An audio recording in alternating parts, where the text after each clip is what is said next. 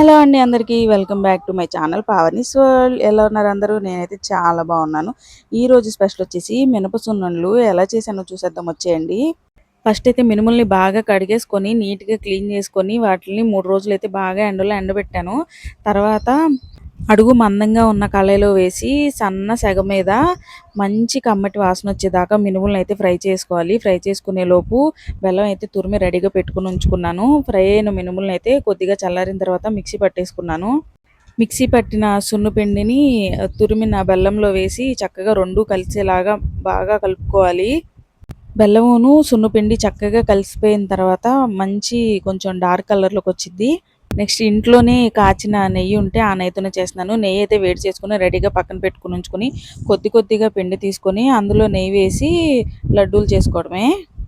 ఇంట్లో కాచిన నెయ్యితో చేశాను కదా! సున్నుండ టేస్ట్ అయితే అద్దిరిపోయింది.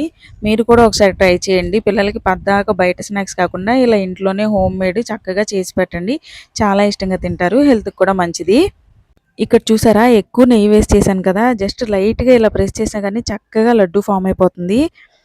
చూస్తుంటేనే నోరు ఊరిపోతుంది కదా! మీరు కూడా తప్పకుండా ట్రై చేసి మీ ఇంట్లో వాళ్ళందరికీ పెట్టండి. వీడియో నచ్చిందా? అయితే ఒక్క లైక్ చేసి వెళ్ళండి. వెళ్తూ ఛానల్‌ని సబ్స్క్రైబ్ చేసుకొని మీ ఫ్రెండ్స్ అండ్ ఫ్యామిలీకి కూడా ఈ వీడియోని షేర్ చేయండి. Thank you for watching. Bye bye.